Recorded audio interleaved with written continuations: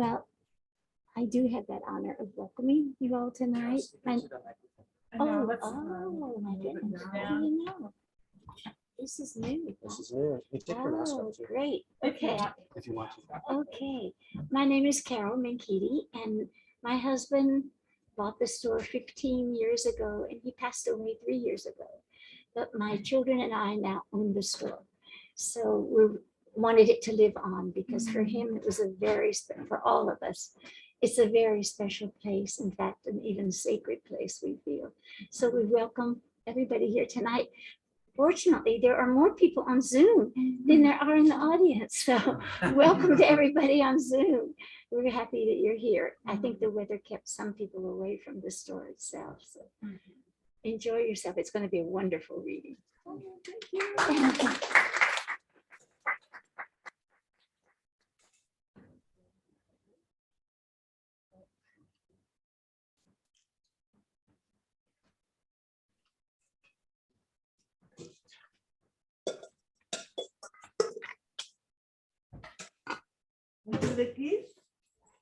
Good evening and welcome. Thank you, Carol. I'm Partridge, Boswell, and I have the pleasure of being both a Grolier Poetry Press poet and an advisory trustee of the Grolier Foundation. And I'm delighted to welcome you all, and especially all of you in Zoom land.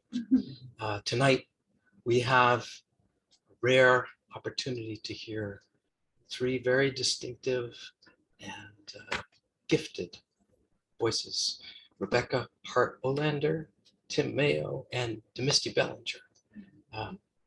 Rebecca and I, once upon a time, were in Vermont together studying. Tim and I have read at numerous book festivals over the years. It's wonderful to see him again. And DeMisty and I have just met. So, and I feel there's no better way to get to know someone than through their poetry. So I'm looking forward to this evening. So I put a few thoughts together this morning when it was still cool enough to think. I was thinking, wow, yes, I will need one of these. I will need my mask tonight, and thank you for wearing yours. I also got to thinking about that poem of Heather McHugh's, What He Thought. And it's here somewhere. I'm sure of it. But if you haven't read it, that is a poem that in which a mask figures prominently. And it's one of her great poems. So I would highly recommend it.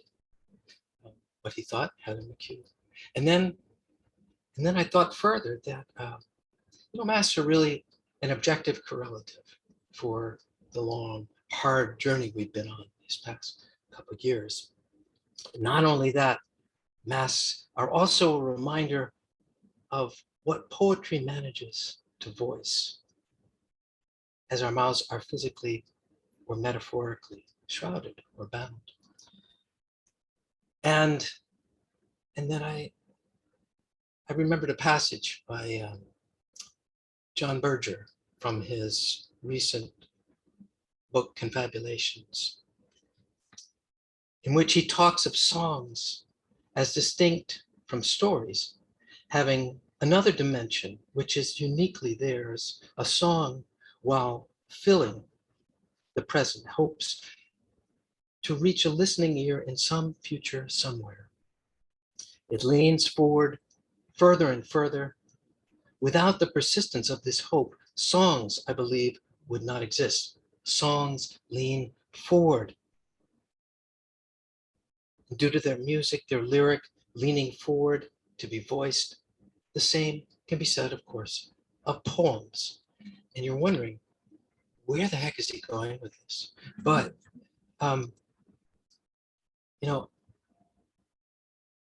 whenever I find myself dwelling on how long and hard this journey has been, this past couple of years for us,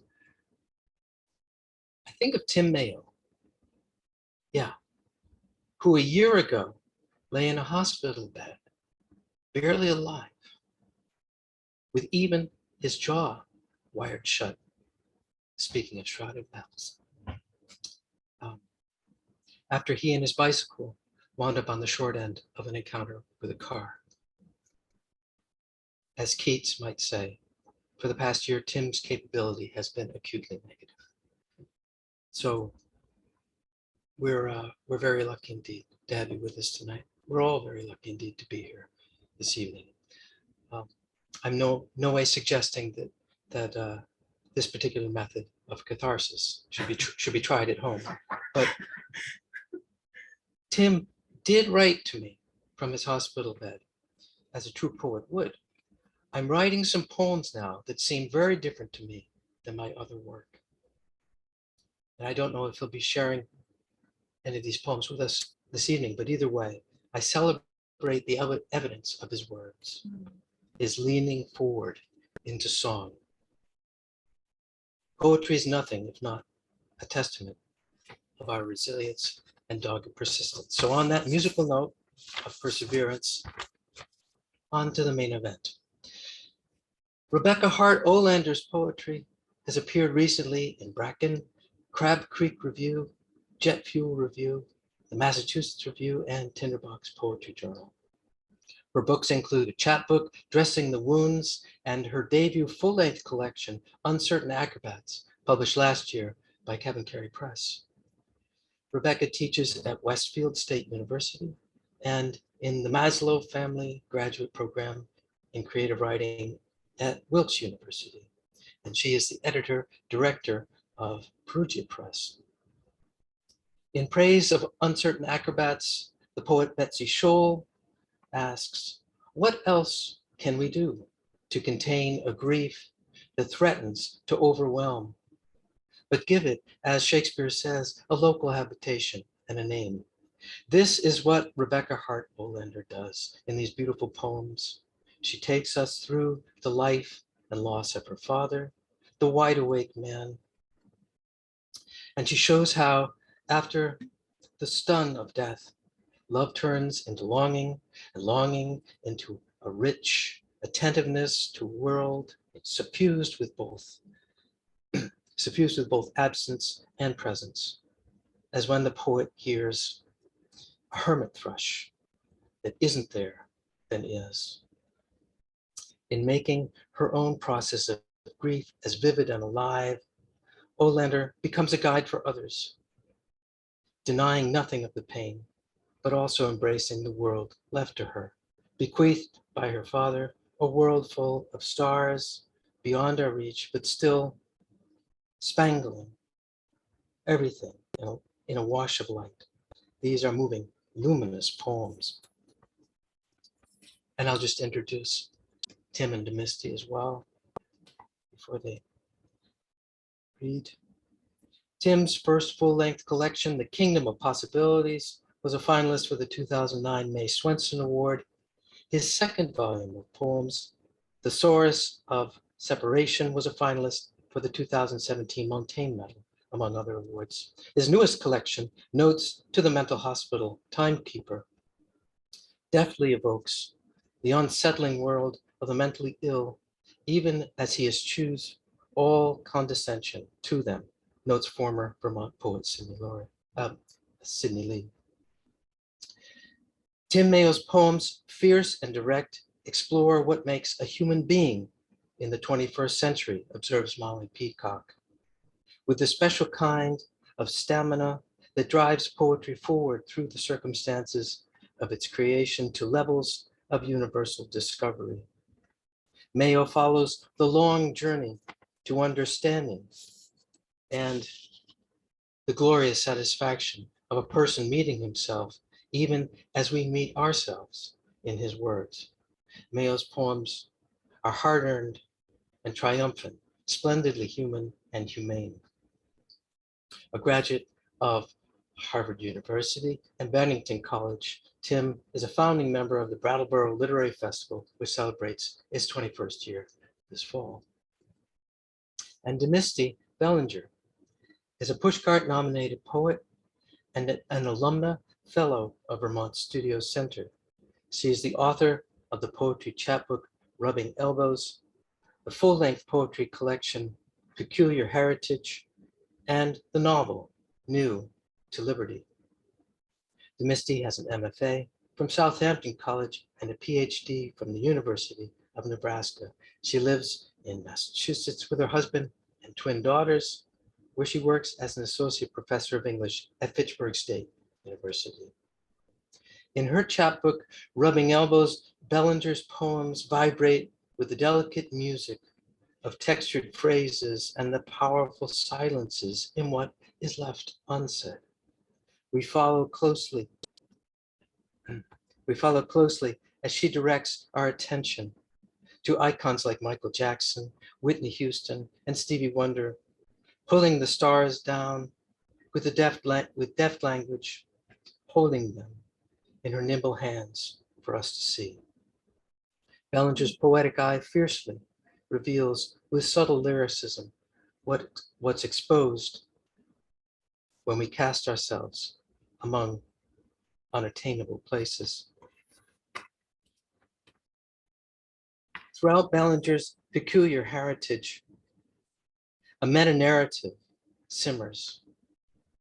There's a ravenous need to know, to feel, to listen, to be vulnerable enough to love, to scrutinize patterns, and ultimately to forge rather than find a path to being awake and aware, despite the vicissitudes of racism, sexism, and capitalism.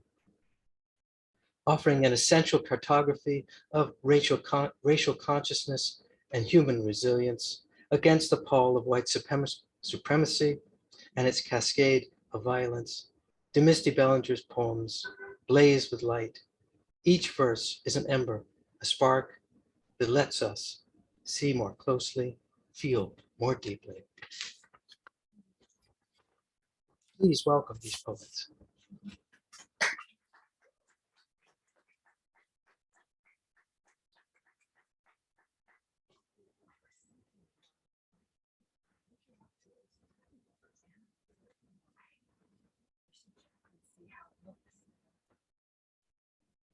Like how it looks where? Just when you're up there and everything. Okay. Do you ever check that the at-home audience can hear and everything? Yeah. Okay.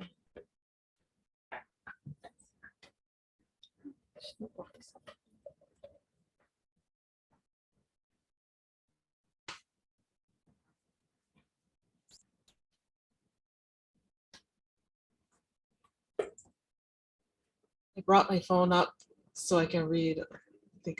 I think a happier poem eventually was offered in Peculiar Heritage. And also so I can check my time because I don't want to be that person who goes over. Firstly, I want to thank you for having me. This is a dream. When I first moved to Massachusetts about 9 years ago, this is one of the first places that I made a pilgrimage to.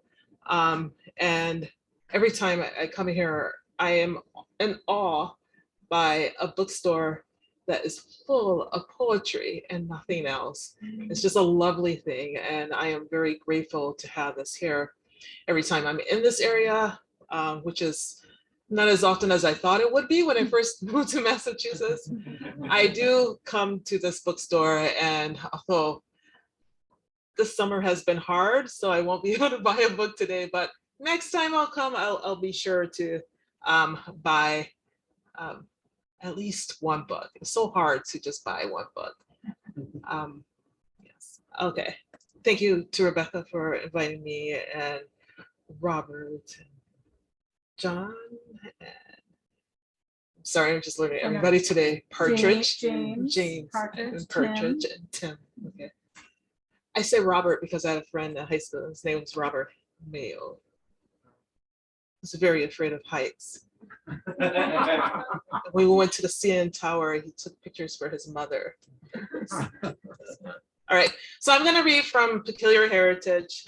This poem, this book is in 5 parts, and it starts in slavery, so 1800s, and it moves through time, kind of directionlessly, but there's some direction, And I started writing this book in November 2016. And today's kind of weird. I just lost my father-in-law today, so I seem a little distracted. It's because of that.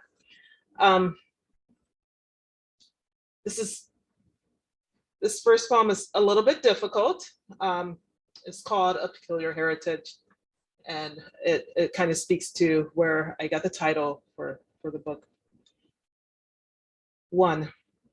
If you look at her eyes straight on after you've taken from her everyone that she's thought to love, and if you see the whites glisten and the browns grow big and she appears plaintive, she appears hurt but not depleted, do remember that heifers and sows and ewes too will give such eyes but soon resolve, like the negress, to forget. You could just not look at her eyes. 2. If you look at her eyes and forget the other livestock on your farm, does it make it easier to take her where your wife won't see? If you see her as livestock, would that make it harder to take her? If she is nothing more than a dam, then what she dams also comes from you. What is it that comes from you? I told you it was hard. When I first moved here too, I made a trek to Salem because, of course, and one of the things that I forgot about was that, well, I forgot about Tituba until I went to a tour of one of the witches' houses. And I should have remembered, because if you took English in Wisconsin ever, you read The Crucible. So I should have remembered Tituba. So and I feel like I read this one all the time. You can, if someone else there, they could come in. They're coming. Okay.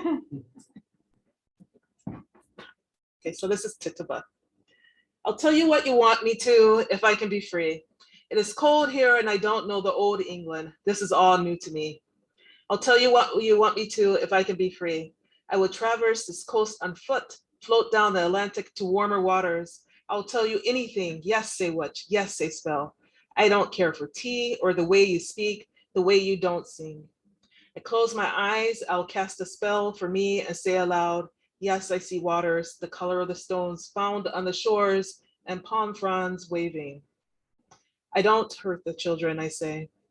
I do not hurt them. I say the devil came, I say anything. I say it because I think they'll uncage me. I say anything. I tell them stories of animals with the minds of men, stories of dances and cats bidding the devil's doing if they'll have me no more. I tell them because I want to be free. If they want me no more with the family, no more in Salem, no more coldness, I will tell them a story. One more of these. So June 10th recently became a holiday.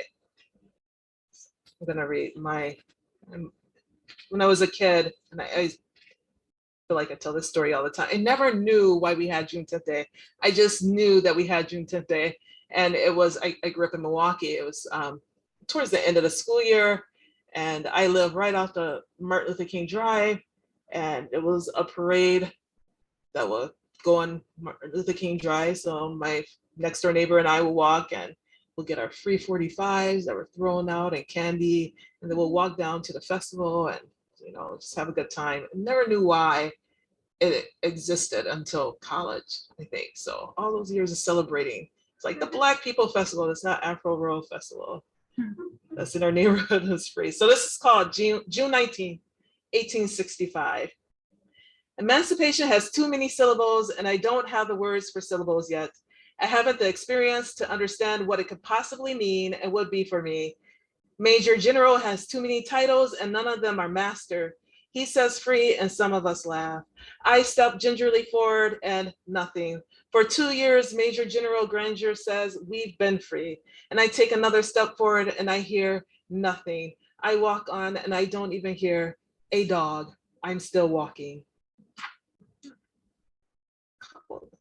Let's get out of slavery.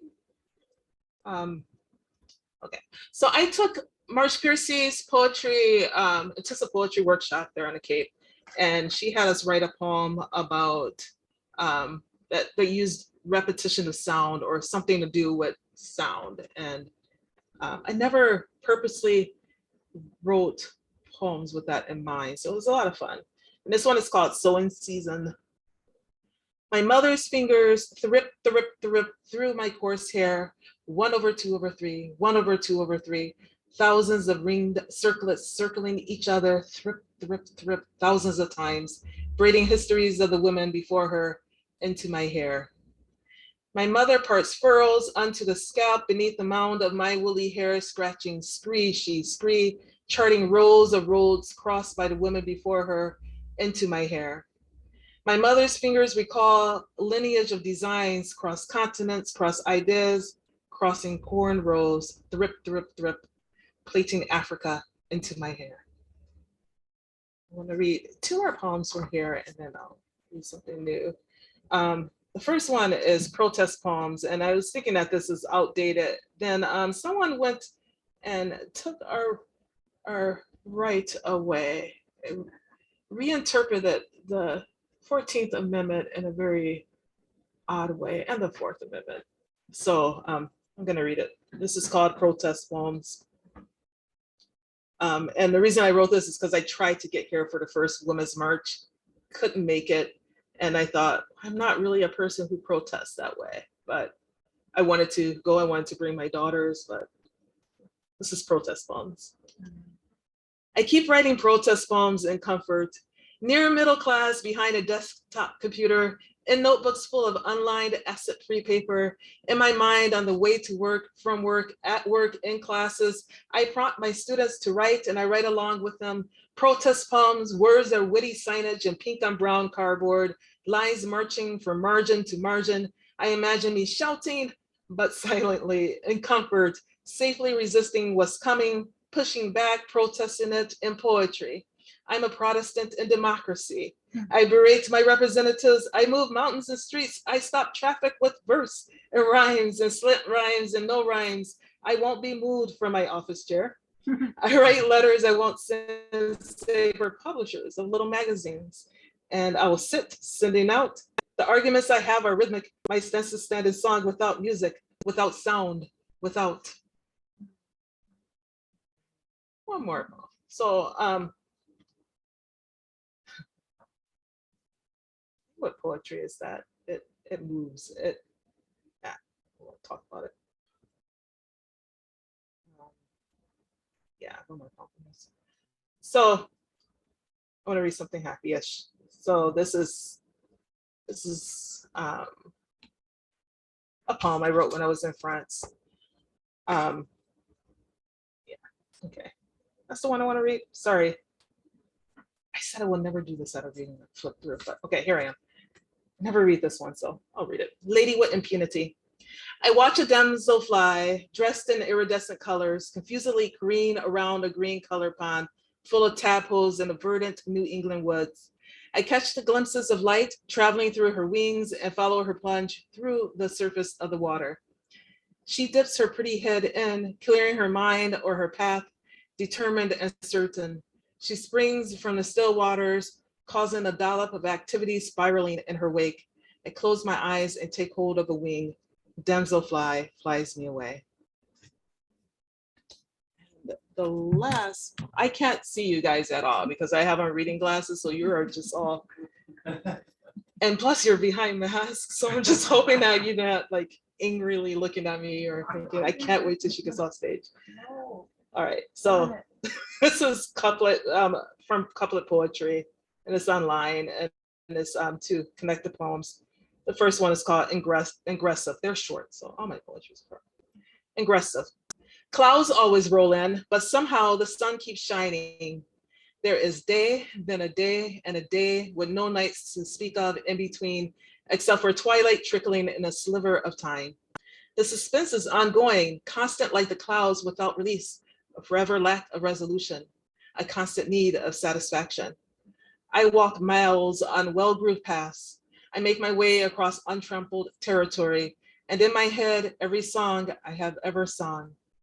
Heavy and singular, I plod through thinly covered volcanic soil, the color of shit, and grasses as blonde as hay. The earth beneath me is spongy, but forgiving. Should have said I wrote these when I was in Iceland. Egressive. Solitary beauty, even when not alone, an exploration of charted lands, a joy of discovery in waters and hills thousands of years old, a unique experience in a nation of many with ancient lives buried within its molten depths. Sometimes you must dance when the music is just the wind through the weeds, birdsong and the lapping of waters at crumbling shores. Sometimes your dance is for no one but the mountains around you, the cloud and smoke-filled skies above you. Sometimes all movement is dance. Thank you.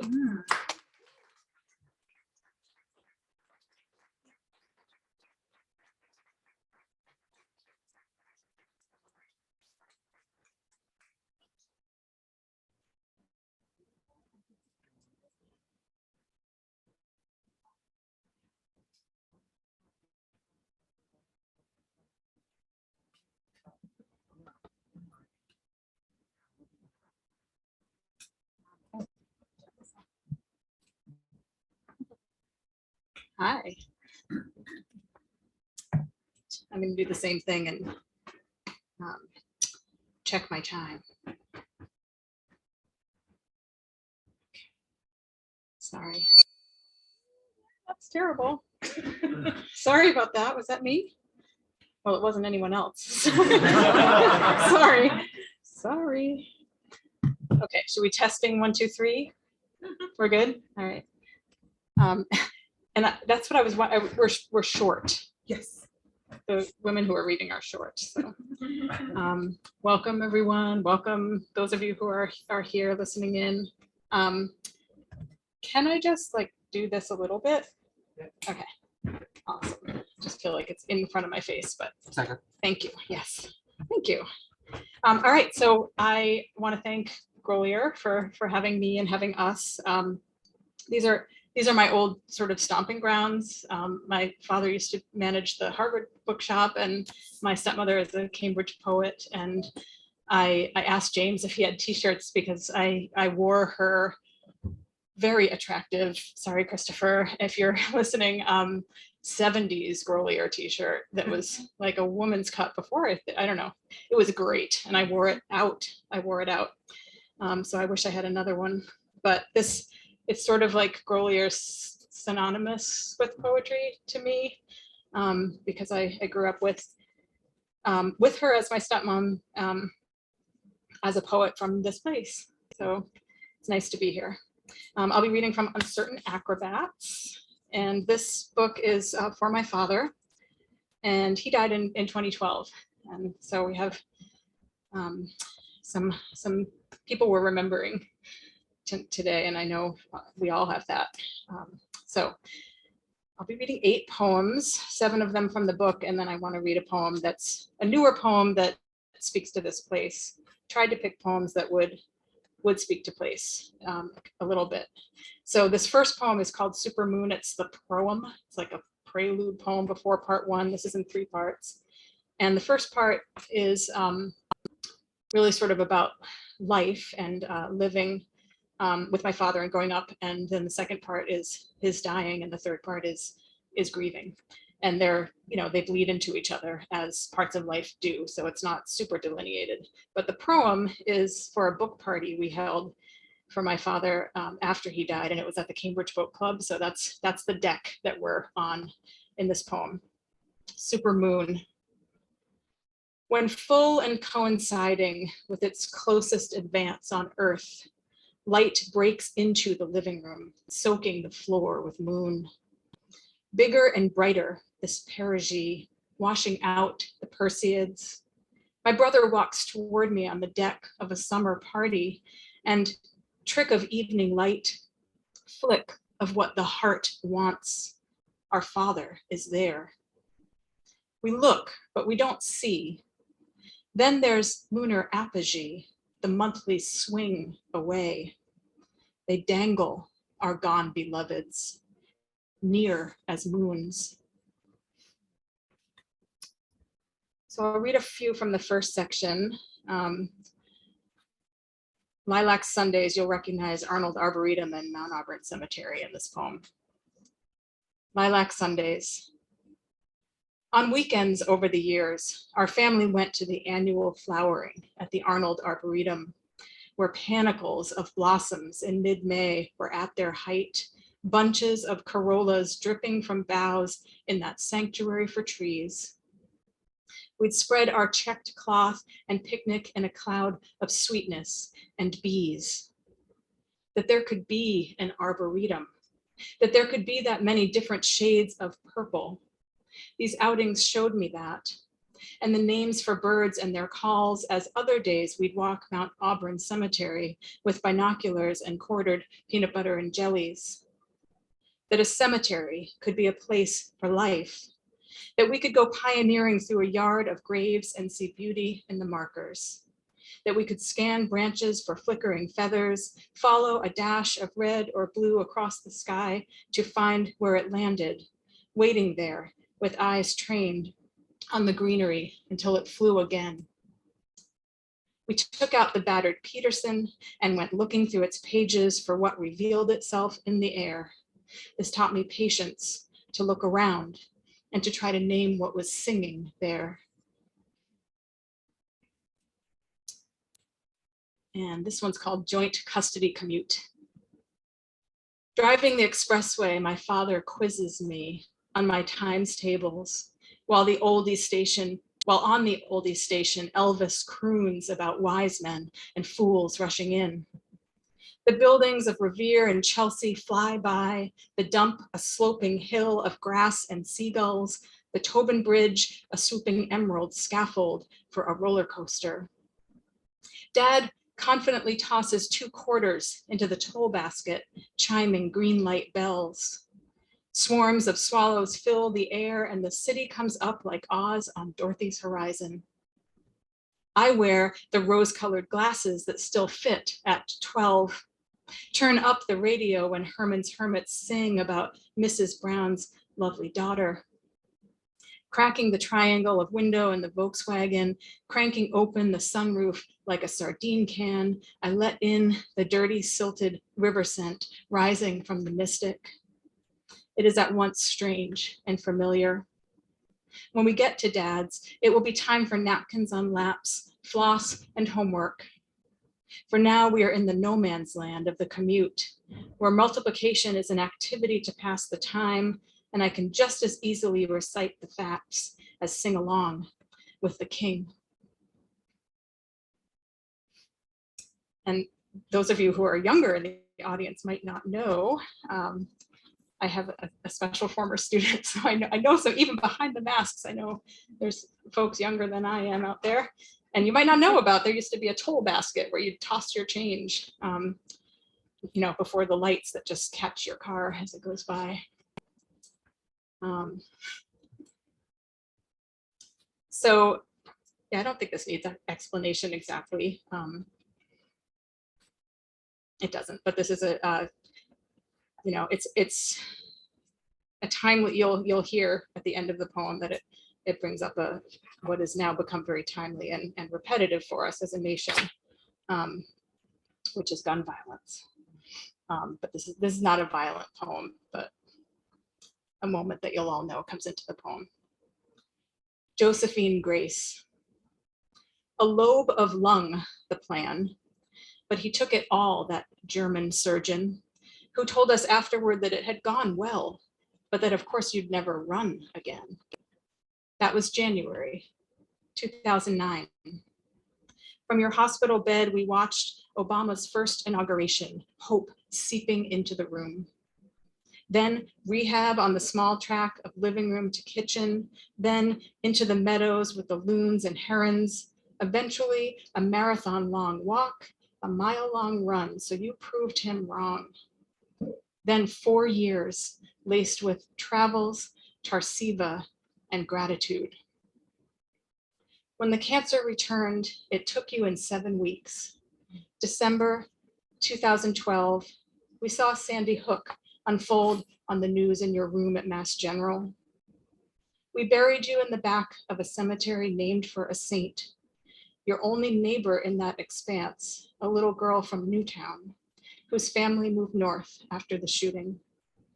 She was autistic and could never speak, putting your lost voice into perspective. She turned 7 3 days before she was killed, and you turned 68 a few days before that. She helped me be glad for the length of your life.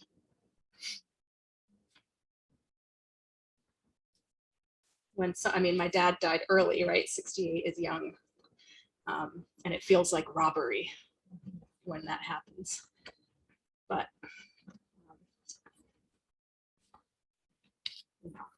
people get less.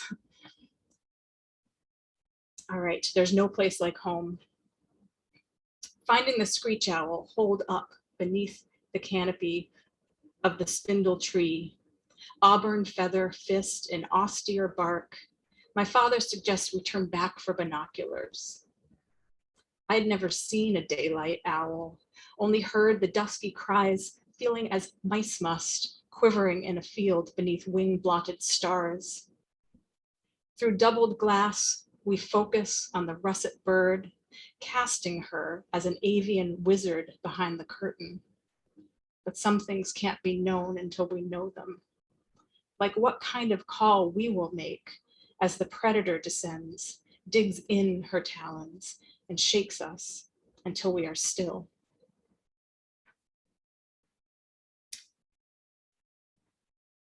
And this is the hardest one I'll read.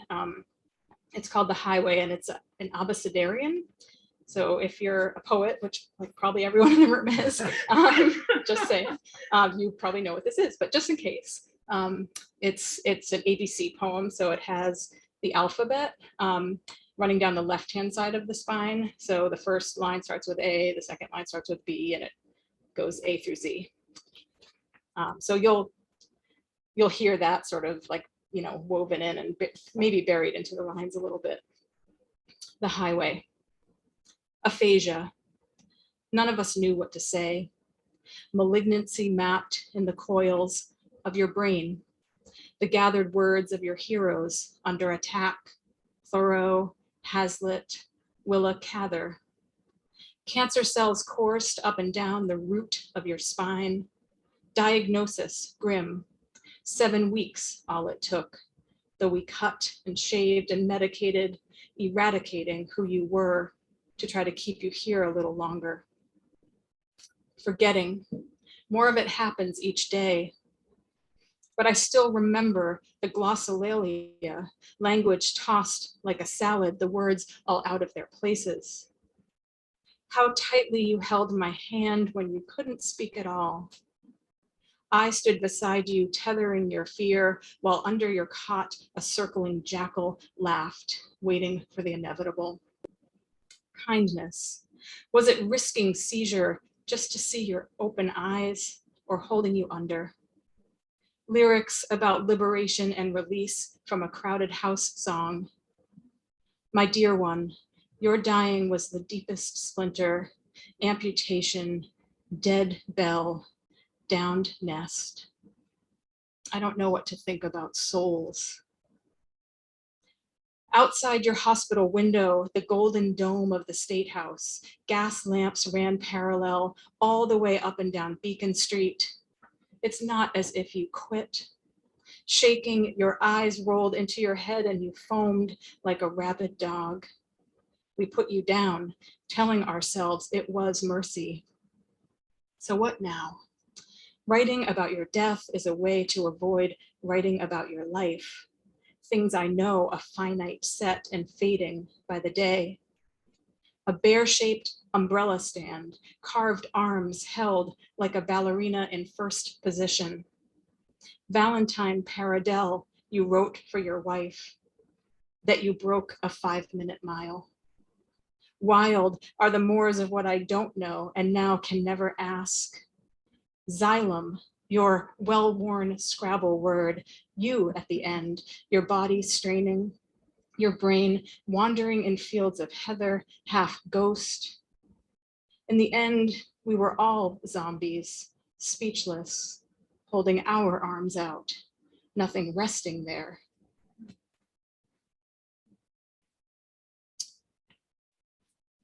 And this is the last poem from the book I'll read. I'm just gonna do the awkward check my time.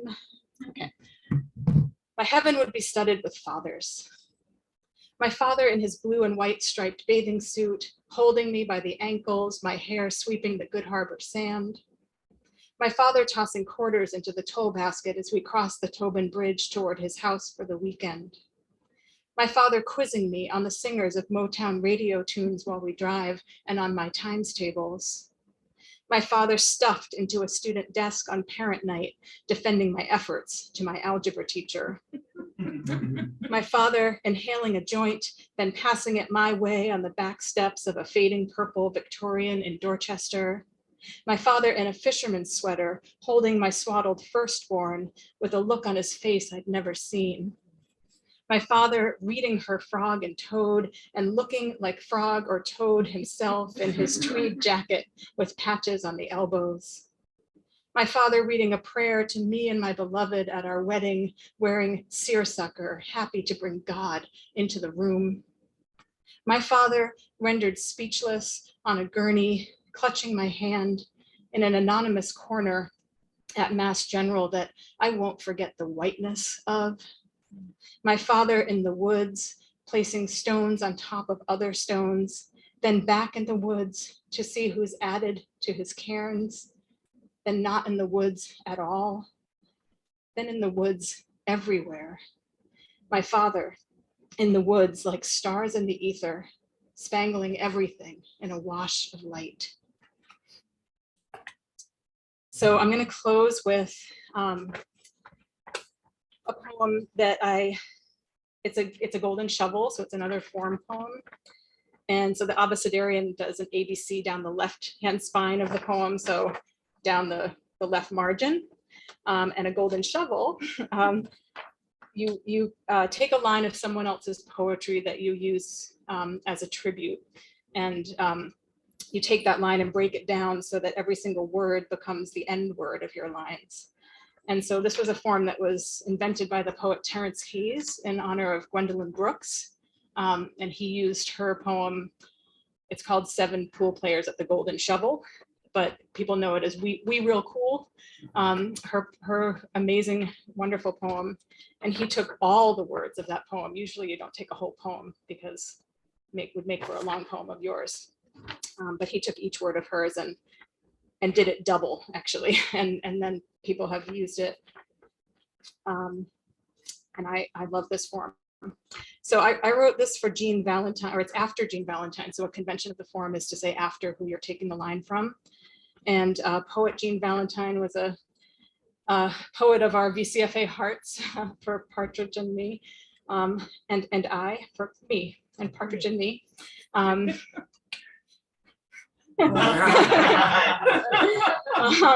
Got it right the first time. And she died on the day that my father died, but in 2020, and he died in 2012.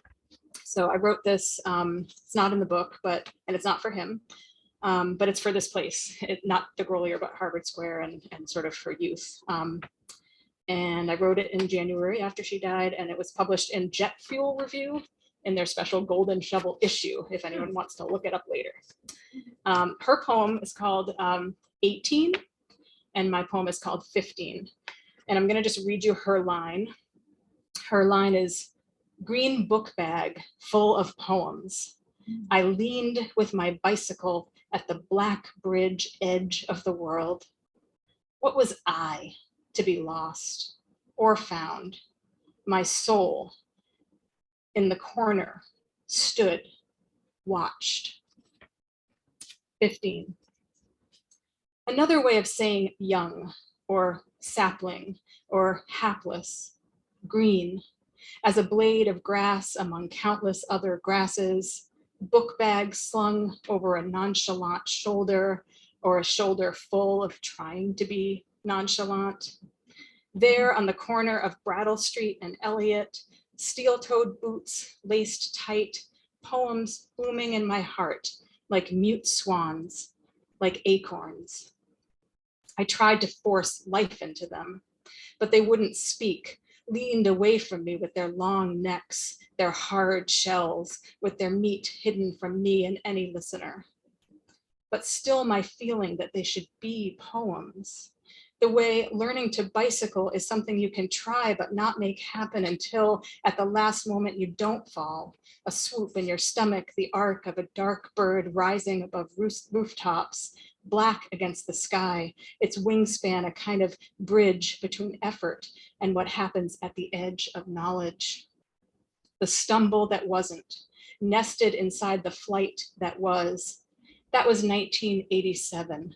Harvard Square, the hub of cool, buskers with their open cases, a bustling world within a world that I would visit and try to belong to with what sophomoric friends I traveled there with on the train. It was summertime, our hours our own, our grasp on each eye of us inexact and blurred to ourselves and to each other.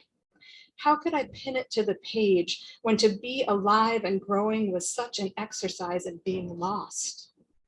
That wobble on the curb's edge, that posture of daring or not caring or not knowing much of anything at all.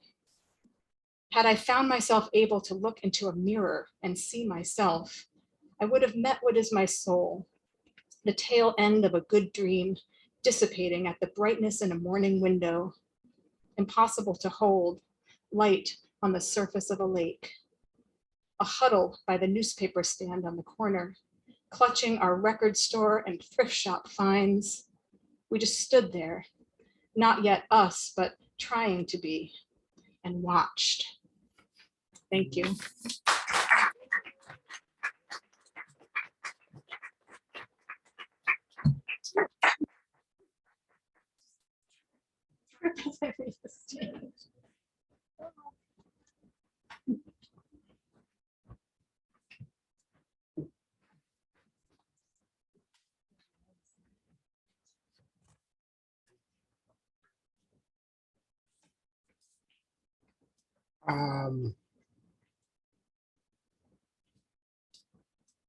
Can you hear me?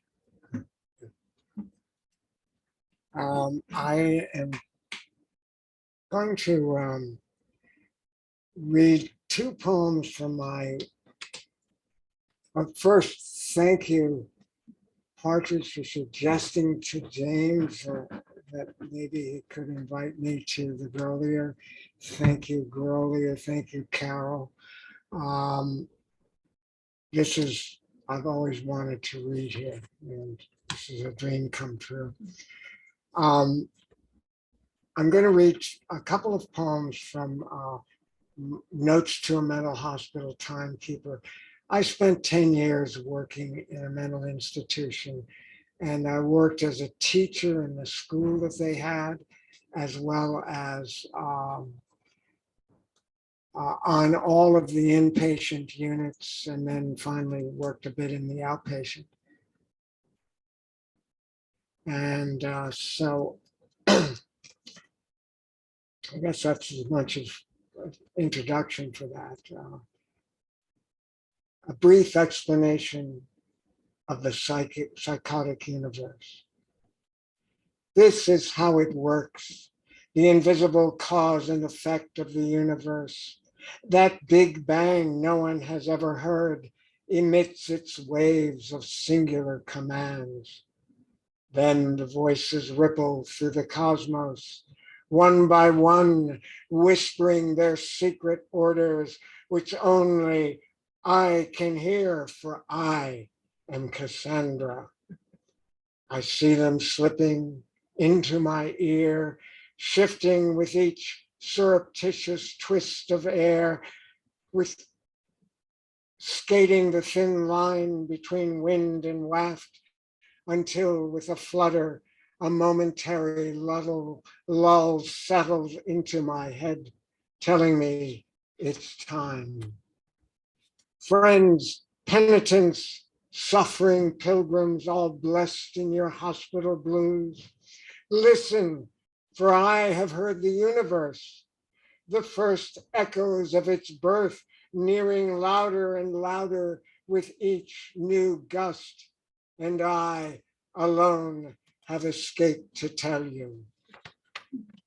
Took me a long time to get this fellow's rant down into something that would be understandable.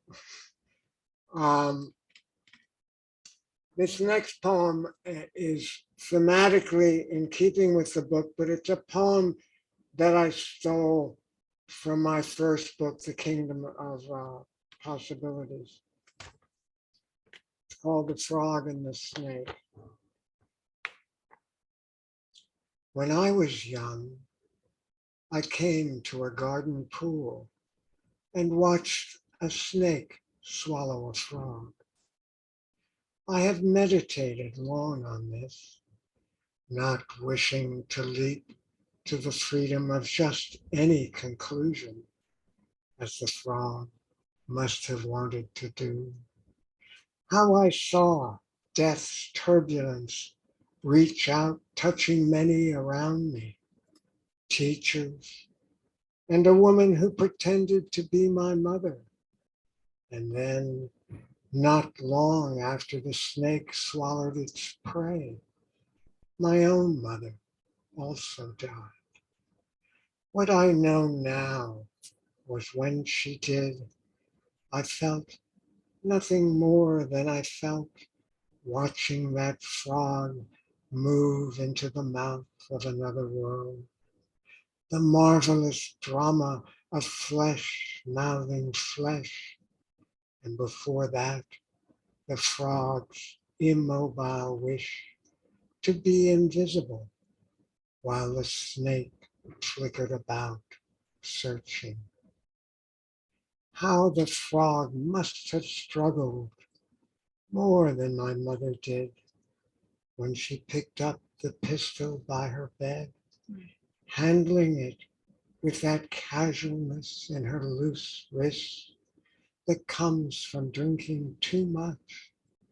And then the bang. It was all over faster than the frog, who had a good half hour to contemplate as first one leg disappeared, then the other, until finally his head, eyes bugging impatiently, backed down the serpent's mouth into the belly of its transforming future, as if bowing after a long and well-played performance. What I want to confess, though you cannot see, is that I blinded myself and wandered about the kingdom of my possibilities for many years. Now, I was going to read a lot of poems that were sort of about my death-defying accident or post-death-defying accident, but I decided I would read from a new manuscript, which is out there in submission land and making its way. And there will be one poem in any case that is a post-accident poem. And these poems, I'll read them in the order that they sort of would appear in the book. The first hurricane I remember, I never saw. It came at night. We climbed the attic stairs to share twin beds tucked under the roof's two hips. My foster sister and I lay in separate beds, each blanketed in a parent. Then at dawn, kerosene lamp in hand, our foster father ventured down.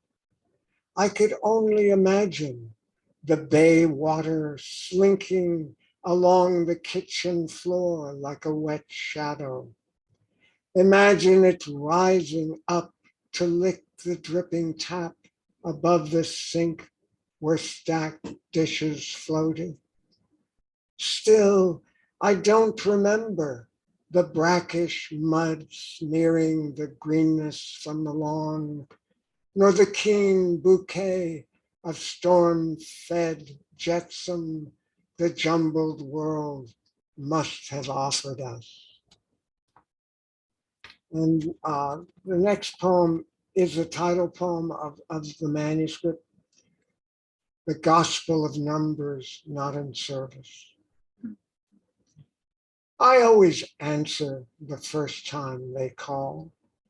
And in that long hush before I hang up, I conjure up their diaphanous faces, all milky with the sadness of the disembodied. And I see their translucent lips open and close, their jaws stiff as hooked fish in the suffocating air where they float.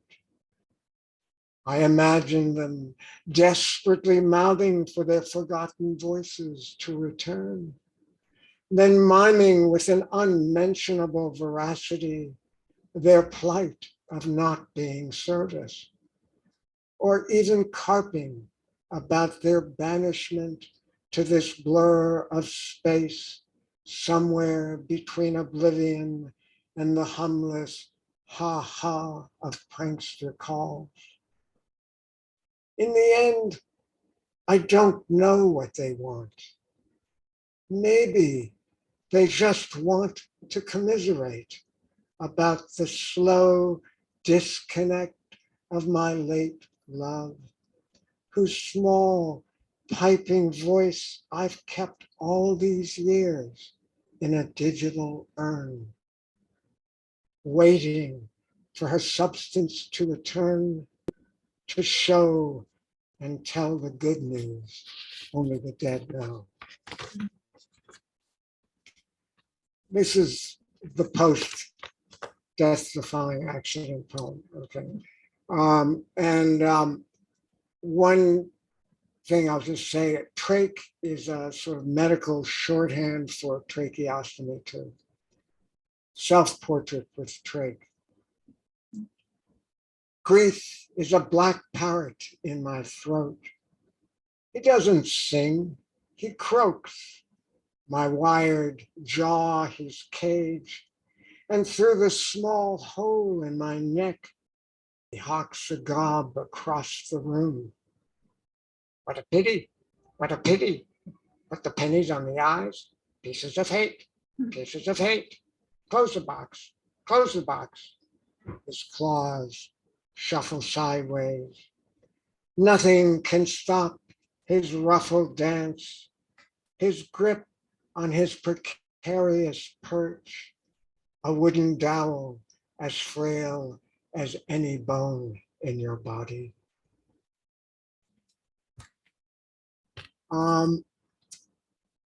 There's a woman who I've corresponded with through email, an Iranian poet and translator named Farida Hassanzadeh, if I am pronouncing this right. And about a year or two ago, she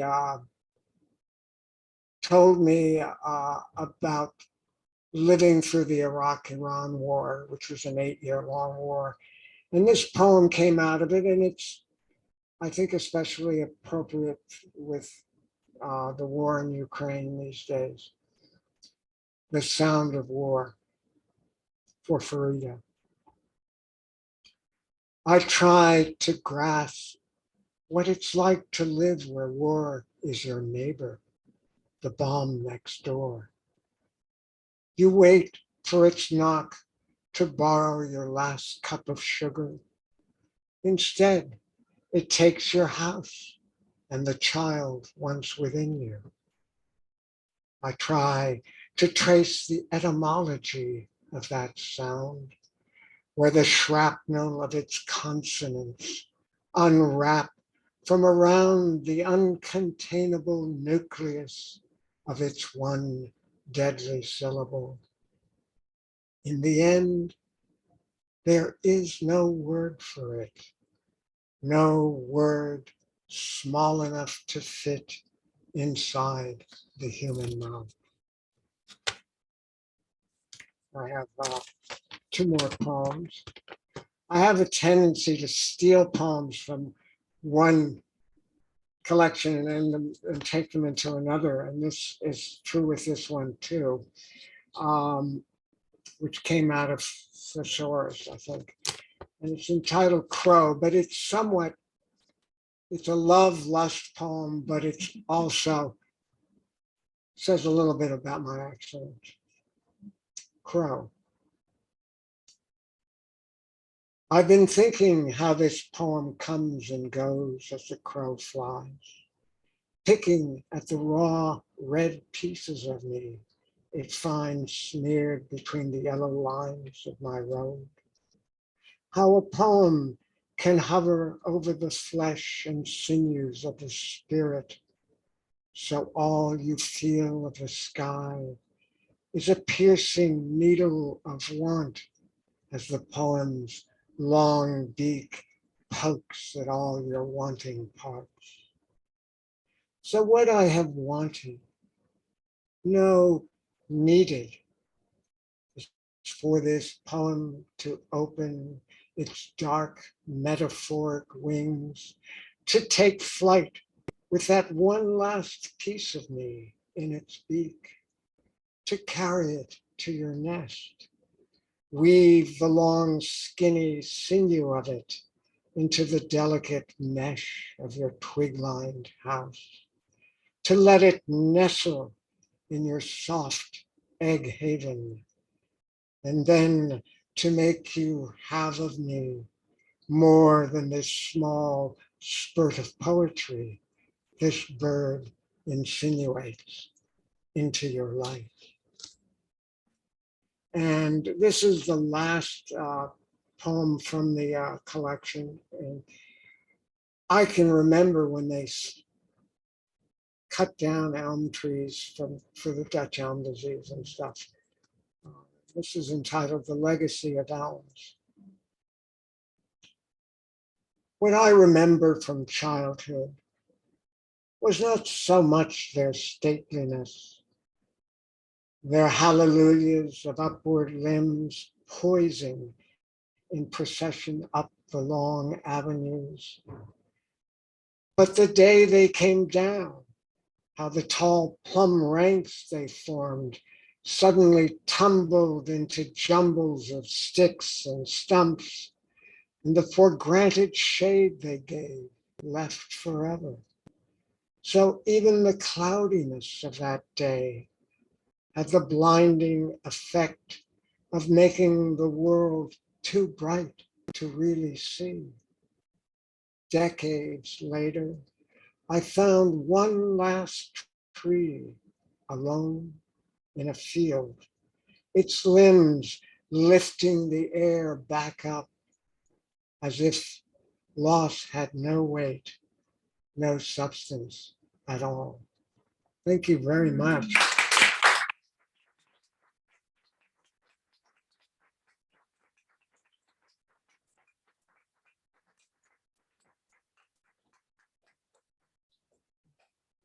Thank you for joining us tonight, everybody. Let's give the poets another round of applause.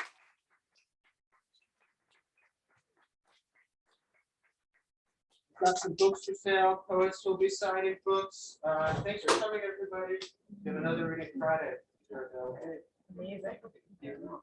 James, can I ask you, do you ever save the chat? Yeah, I download the chat. You want to read it? Well, just like, I don't know who's here, and it would be